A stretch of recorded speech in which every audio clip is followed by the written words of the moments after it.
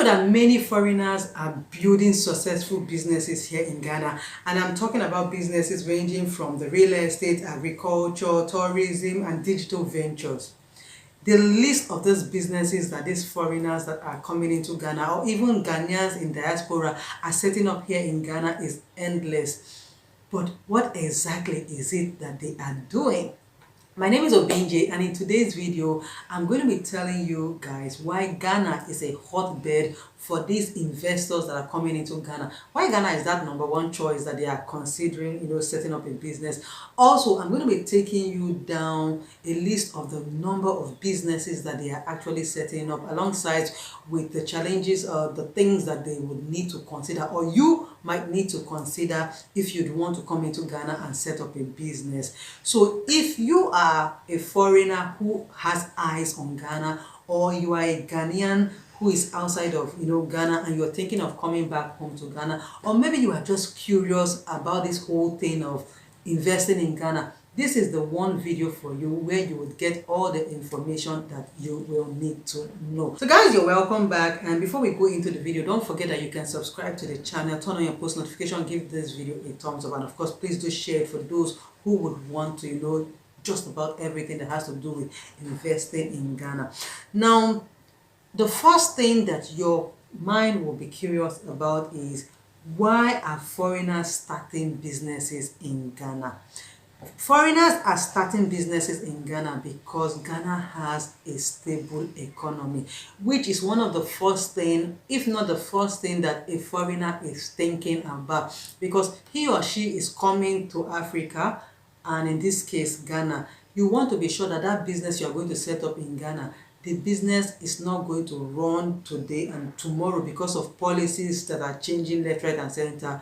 Your business would have to pack up. So they have understood and they have known that Ghana has a stable economy, which is favorable to the international foreigner who wants to come into Ghana. So because of that, Ghana is a top choice for most of them who come into Africa to set up business. Another reason why they choose Ghana is that the government of Ghana set up a kind of initiative like the campaign, which had to do with the year of the return and beyond the return, which was to encourage investment in Ghana.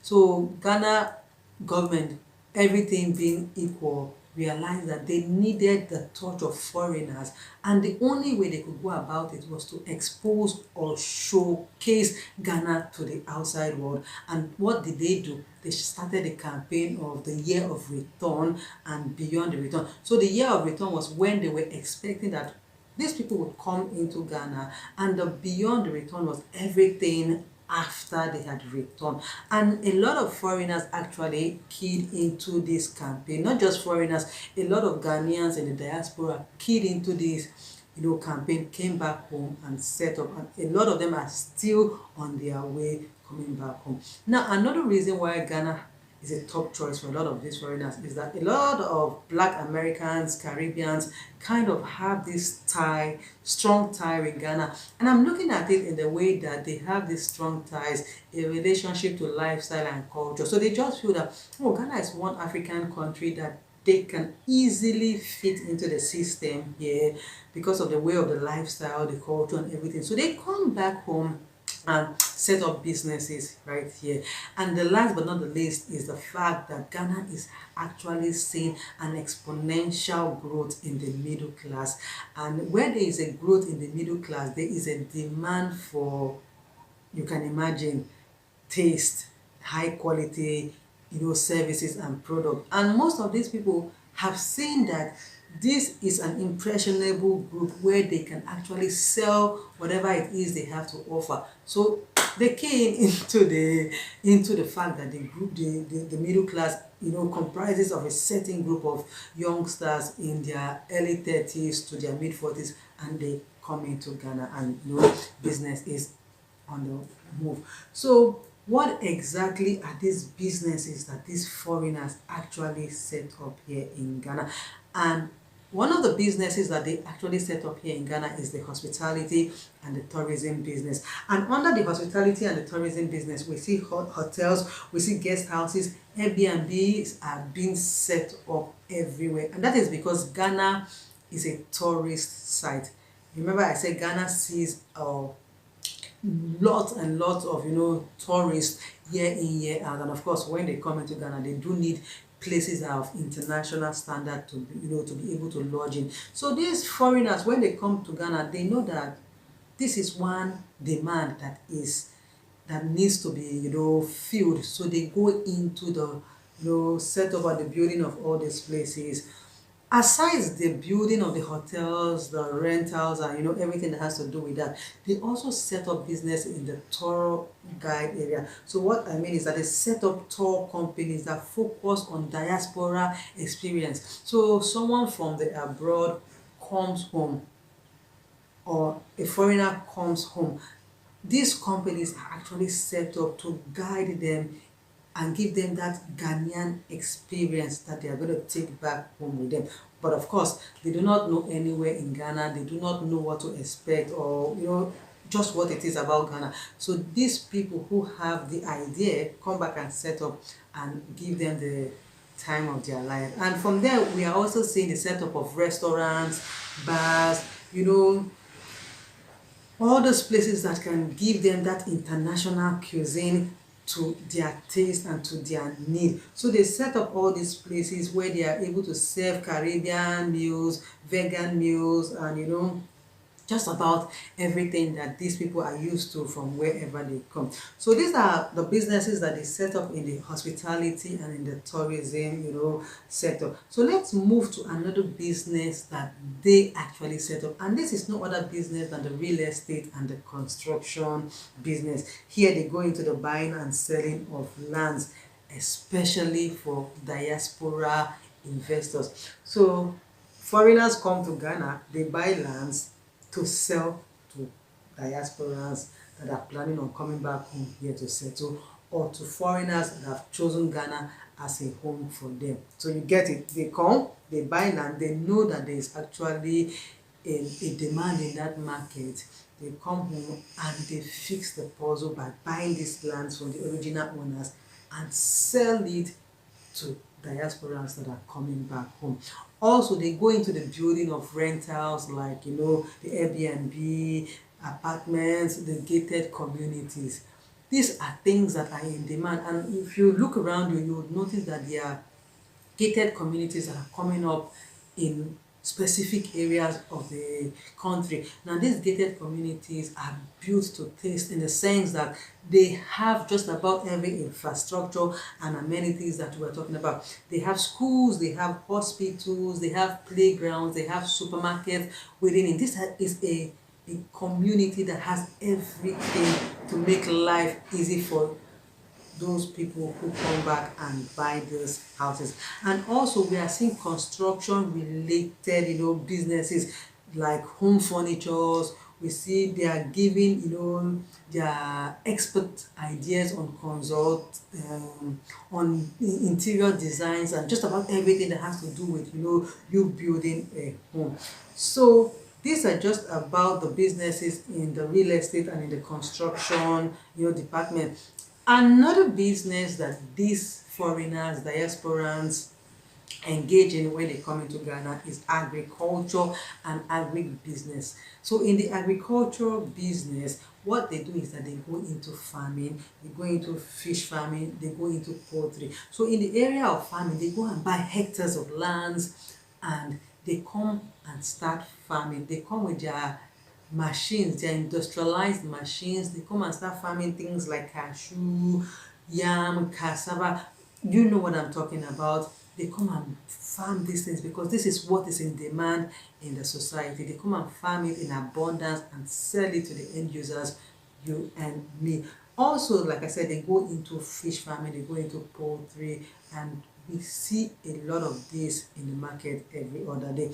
Now, another business that they get into is the exportation business of this farm produce. So we have things like cocoa, shea butter, coconut oil, which is in abundance right here in Ghana. They export it to the international market because the international market has use for all of this, most especially in skincare products and just about everything. So they export it, they come and buy it from the the source here, and they export it in large numbers, large quantities to the international market that uses it for whatever it is that they would want to use it. Now let's go into another business that they are engaged in, and we're talking about the retail and the e-commerce business. So in this market, what we see is that they are selling the African prints, they are selling related products that have to do with the African prints. So we're talking about African prints like the GTP, the Kente and their likes. They are selling t-shirts. Now the t-shirts are print on demands that have African themes on them.